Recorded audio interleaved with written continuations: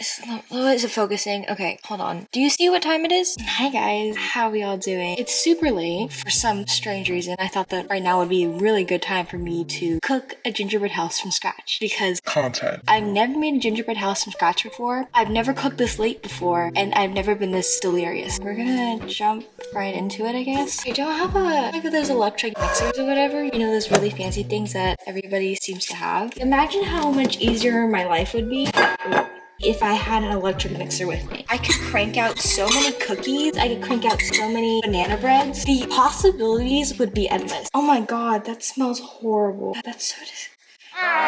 Quarter cup of molasses. Ew! Why is it so dark?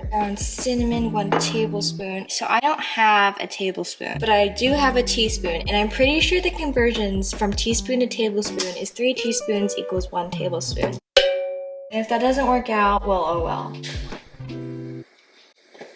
I'm stupid. It won't fit in here. So I multiplied that and I used a half a teaspoon. 3 times 2. So if it did 6, that would equal 1 tablespoon. Look at me mathing. This is my ginger. I feel like one of those professionals on Food Networks who has their own show and cooks. And he's like, now you're gonna add your tablespoon of ginger into your mix.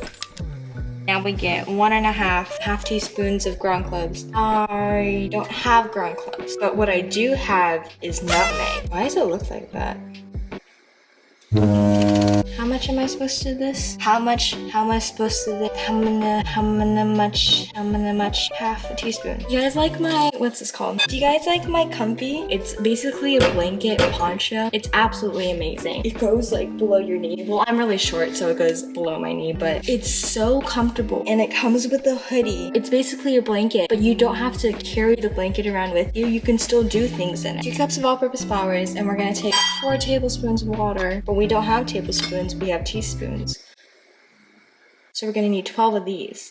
Yeah, that math sounds about right. And you guys over here. No, you stay there. You know the feeling when you're up really late at night and all of a sudden, like, you think about how late it is and how much you want to sleep and you just start sweating. Right now, I'm feeling that exact way, and it's very uncomfy. I kind of want to take off my comfy. Did you get that little pun in there? I got it. It's not mixing out very well. I'm not really sure what it is, but the flour looks really off. The flour ratio. I'm just gonna cut the video for now because honestly my brain is going to mush. My left eye is kind of like, it's closing. So I'll see you guys in about 30 minutes after I throw my cookie dough into the refrigerator for a while. See you guys then. So you may or may not be wondering, Sydney, why aren't you in the kitchen cooking? That is a very good question. Essentially, I was baking, right? I was mixing my ingredients. I said that I was gonna finish mixing it and then put it in the refrigerator for 30 minutes. I realized that in the recipe, it actually says to keep the dough in there overnight, which I didn't exactly read the full recipe before I started making it. There's not much I can do about it. I am very happy to report that nobody else was awake in the house. Or people were awake in the house, they were just sitting in their bedrooms, not wanting to socialize with me, which I'm completely okay with because this means that I can make a gingerbread house now. I don't know if you can see it, but there's like little white bits that are still in it. This amount of cookie doesn't look like it's gonna fit these measurements of houses, but the website that I got my recipe from didn't exactly give me a template to do it. They just said, cut it out. I'm gonna roll this out. Wow, I did not think this through. How thin am I supposed to roll this? I'm supposed to put this thing on here. Wow, this is not big enough. So here's the thing, it's very crooked. I didn't plan this out very well. The dough seems a bit small for the original template, so I had to cut the template down by like, I don't know, I guess, and I cut it down by 1 inch. And we're gonna see if that works out better. This is the wall size now. This scares me. I don't know if it's gonna work out. Like, what if I end up burning it? I mean, I'm not eating it, but like still, I don't want it to look burnt. Okay, there it is. There's my gingerbread house. These are my mini trees. We're gonna see how these work out. These are probably gonna burn. I'm okay with that. Then I have my walls here, and I have a lot of extra cookie dough. So I'm thinking that maybe I'll just cook it and I'll just eat it because that sounds delicious, and I'm okay with eating food off my counter. The kitchen blew up. I finished cutting them out, and literally this is what my kitchen, this is what the kitchen looks like at the moment. These were really difficult also to cut out because they've also been sitting out, and so when I was taking it off of the counter, a lot of them became unique. This one, it's not exactly the same shape as this one. My trees are a bit okay. This one was having a rough time coming off. You know, they're struggling. We'll see how they go once I put them in the oven. Ow, ow, hot, hot, hot, hot, hot, hot. Don't you dare. And they go.